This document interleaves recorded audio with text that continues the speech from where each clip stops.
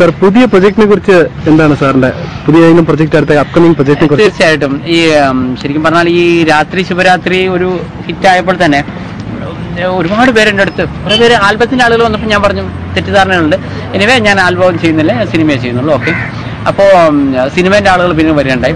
4 project പുതുതായിട്ട് എനിക്ക് വരുന്നുണ്ട്, 4 അതിലിപ്പോൾ ഫസ്റ്റത്തെ അതായത് എൻ്റെ രണ്ടാമത്തെ വർക്ക് കാളിദാസൻ കവിത എഴുതുകയാണെന്നുള്ള വർക്കാണ്.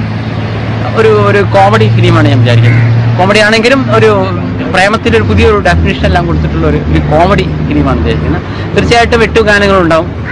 അതും പരമാവധി വെറൈറ്റി ആയിട്ട് ചെയ്യാനാണ്. 8 ഗാനങ്ങൾ അതിലുണ്ട്. 8 ഗാനങ്ങളുണ്ട്. ഞാൻ ഒരു സിനിമ ചെയ്യുകയാണെങ്കിൽ കുറച്ച് ഗാനങ്ങളും ഇതൊക്കെ ആയിട്ട് പോകണമെന്നുണ്ട്. പിന്നെ ബേസിക്കലി ഞാനിതൊന്നും എല്ലാ ജോലികളും ചെയ്യുന്നുണ്ടെങ്കിൽ എനിക്ക് ഇവയിലൊന്നും കാര്യമായിട്ടുള്ള ഞാനൊന്നുമില്ല. ഞാൻ ഇതിന് മുൻകാലങ്ങളിൽ ഒരു സിനിമ സെറ്റ് കണ്ടിട്ടില്ല. അതിൻ്റെയൊക്കെ ഒരു പോരായ്മകൾ തീർച്ചയായിട്ടും ഉണ്ടാവും. ഞാൻ പെട്ടെന്നൊരു ദിവസം ചാടിക്കറി വരികയാണ്.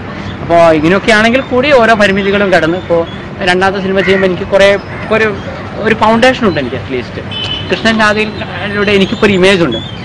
ഈ ഇമേജ് എനിക്ക് ചിലപ്പോൾ അതൊരു ദോഷമാകുമെന്ന് എനിക്ക് പേടിയുണ്ട്. കാരണം ഇനിയിപ്പോൾ ആളുകൾ എക്സ്പെക്ട് ചെയ്യും. ഇപ്പോൾ ഒരു സോങ് എന്ന് പറയുമ്പോൾ എല്ലാവരും രാത്രി ശിവരാത്രി പോലത്തെ ഒരു സോങ് ഇങ്ങനെയൊക്കെ പറഞ്ഞു കഴിഞ്ഞാൽ അതൊന്നും സാധ്യമല്ല. കാരണം വെച്ചാൽ ഒരു സോങ് അങ്ങനെ, മറ്റൊരു സോങ് വേറെ രീതിയിലേ നമുക്ക് പറ്റുള്ളൂ. പക്ഷേ ആളുകൾ നമ്മളിൽ നിന്ന് അങ്ങനെയൊക്കെയാണ് എക്സ്പെക്ട് ചെയ്യുന്നത്.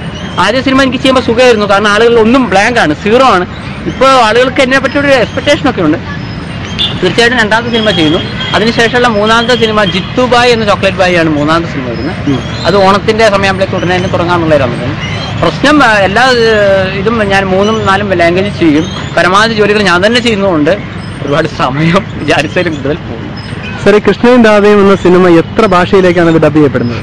യഥാർത്ഥത്തിൽ ഓൺ ദ സ്പോട്ടിൽ തന്നെയാണ് ഞങ്ങൾ എടുത്തിരിക്കുന്നത്. തമിഴും ഹിന്ദിയും ഓൺ ദ സ്പോട്ടാണ് എടുത്തിരിക്കുന്നത്. പക്ഷേ ഇനിയിപ്പോൾ ഇംഗ്ലീഷ് ഞങ്ങൾ ഡബ്ബിംഗ് ആണ് വിചാരിക്കുന്നത്. ഇംഗ്ലീഷ് സ്പോട്ടിൽ എടുത്തിട്ടില്ല. അപ്പോൾ ജൂലൈയിൽ കേരളത്തിൽ റിലീസാവുന്നു. ആഗസ്റ്റ് സെപ്റ്റംബർ ആകുമ്പോഴേക്കും തമിഴും ഹിന്ദിയും ചെയ്യാൻ പറ്റുമെന്ന് വിചാരിക്കുന്നു. യഥാർത്ഥത്തിൽ ഞങ്ങൾ കൂടുതൽ ഹാൻഡ്സൈറ്റഡ് ആവുന്നത് തമിഴ്നാട്ടിൽ എങ്ങനെയെന്നുള്ളതാണ്. കാരണം തമിഴ്നാട്ടിൽ ഇതിൻ്റെ കാര്യങ്ങളൊക്കെ ആയിട്ട് ഞാൻ പോയപ്പോഴൊക്കെ ഭയങ്കര സഹകരണമാണ് അവർക്കുണ്ടായിരുന്നത്. മാത്രമല്ല അവിടെ പുതിയ ആളുകളുടെ സിനിമയ്ക്ക് നല്ല സ്വീകരണമാണ്. ഇവിടുത്തെ പോലത്തെ അയാൾ കറുത്തു എന്നുള്ള പ്രശ്നമൊന്നും അവിടെയുള്ള ജനങ്ങൾക്കും ഇല്ല. അപ്പോൾ എനിക്ക് തോന്നുന്നു എന്ന് വെച്ചിട്ട് കേരള പ്രേക്ഷകരെ എഴുതി തള്ളുമെന്ന് എനിക്ക് തോന്നുന്നില്ല. എനിവേ അത്ര പ്രശ്നങ്ങൾ എനിക്ക് അവിടെ വരുന്നില്ല മാർക്കറ്റിങ്ങിൻ്റെ കാര്യത്തിൽ. പിന്നെ ഹിന്ദിയിലെ പ്രേക്ഷകർക്കും പുതുതായിട്ടുള്ള സിനിമകൾ വളരെ നല്ല സമീപനമാണ്. മലയാളത്തിൽ പിന്നെ അങ്ങനെ പുതിയ സിനിമകൾ അങ്ങനെ വിജയിച്ച ചരിത്രം വളരെ കുറച്ചേ കാണുന്നുള്ളൂ. എനിവേ ഇത് എല്ലാം ഇംഗ്ലീഷിൽ ഡബ്ബിംഗ് ആണ് പറയുന്നത്. ഇംഗ്ലീഷിലും പിന്നെ അതേസമയം തെലുങ്കുന്നും കന്നഡയൊക്കെ ആക്കിക്കൂടെന്ന് വെച്ചിട്ട് അവിടെയുള്ള ആളുകൾ പറഞ്ഞിരുന്നു. അപ്പം ഞാൻ പല തിരക്കായതുകൊണ്ട് എന്താ ചെയ്യുക, ഏതൊക്കെ ഭാഷ എങ്ങനെയൊക്കെ ചെയ്യുന്നുള്ള ഒരു 24 മണിക്കൂർ തികയുന്നില്ല. ഹിന്ദിയിലും ഇംഗ്ലീഷിലും തിരക്കഥ എല്ലാം സാറ് തന്നെയാണ് ചെയ്തത്? തീർച്ചയായിട്ടും. തമിഴിൽ എനിക്ക് എങ്ങനെയൊക്കെയാണെങ്കിൽ തമിഴിൽ കുറേ പേര് ഹെൽപ്പ് ചെയ്തിരുന്നു എന്നെ തമിഴിൻ്റെ ചെയ്യാൻ. ഹിന്ദി എനിക്ക് അറിയാം, വീട്ടിലെ ഭാഷ കൂടുതൽ ഇംഗ്ലീഷ് ഹിന്ദിയാണ്. എന്നാൽ കൂടി ഞാൻ 1-2 പേരുടെ ഹെൽപ്പൊക്കെ ചോദിച്ചിട്ട് അവരുടെ കൂടെ സഹകരണം കൊണ്ടാണ് എനിക്കത് കംപ്ലീറ്റ് ചെയ്യാൻ പറ്റിയത്. കാരണം ഒരു പ്രൊഫഷണൽ വർക്കാണ് നമ്മൾ ചെയ്യുന്നത്. അപ്പം അതിൻ്റെ സീരിയസ്നെസ് ഞാൻ കീപ്പ് ചെയ്യുന്നതാണ്. പുതുതായി സിനിമയിലേക്ക് വരാൻ ആഗ്രഹിക്കുന്ന ആൾക്കാർക്ക്, അതായത് പുതുതായിട്ട് മലയാള സിനിമയിലേക്ക് വരാൻ ആഗ്രഹിക്കുന്ന ആൾക്കാർക്ക് എന്ത് തരം ഉപദേശമാണ് സാർ കൊടുക്കാൻ ആഗ്രഹിക്കുന്നത്? ഉപദേശം എന്ന് പറയുമ്പോൾ പ്രധാനമായിട്ടും എനിക്ക് പറയാനുള്ള വെച്ചാൽ, ഇപ്പോൾ നമ്മളൊരു സ്ഥലത്ത് കൃഷി ഇറക്കുകയാണെങ്കിൽ ആദ്യമായി അവിടെ വെള്ളമൊക്കെ ഒഴിച്ച് ആ ലാൻഡ് ഒന്ന് കൃഷിക്ക് അനുയോജ്യമാണ്. എന്നിട്ടാണ് നമ്മൾ കൃഷി ചെയ്താലാണ് അതിന് ഗുണം ഉണ്ടാവുക. അല്ലെങ്കിൽ ഏതെങ്കിലും ഒരു സ്ഥലത്ത് നമ്മൾ പെട്ടെന്ന് കൃഷി ചെയ്താൽ ഗുണം ഉണ്ടാവില്ല. അതുപോലെ നമ്മൾ ഫിലിം ഫീൽഡ് എന്നൊക്കെ പറയുമ്പോൾ അവിടെ ഒരു ക്ലച്ച് പിടിക്കാൻ കുറച്ച് പ്രയാസമുണ്ട്. അതുകൊണ്ട് നമ്മളുടെ ബേസിക് ഫൗണ്ടേഷൻ കറക്റ്റ് ആക്കിയിട്ട് മാത്രം ഈ ഫീൽഡിലേക്ക് വരാവൂ എന്നാണ് ഞാൻ പറയുള്ളൂ. എന്നാലും ഞാൻ ഫൗണ്ടേഷൻ ഉദ്ദേശിക്കുന്നത് അവനവൻ്റെ എഡ്യൂക്കേഷൻ.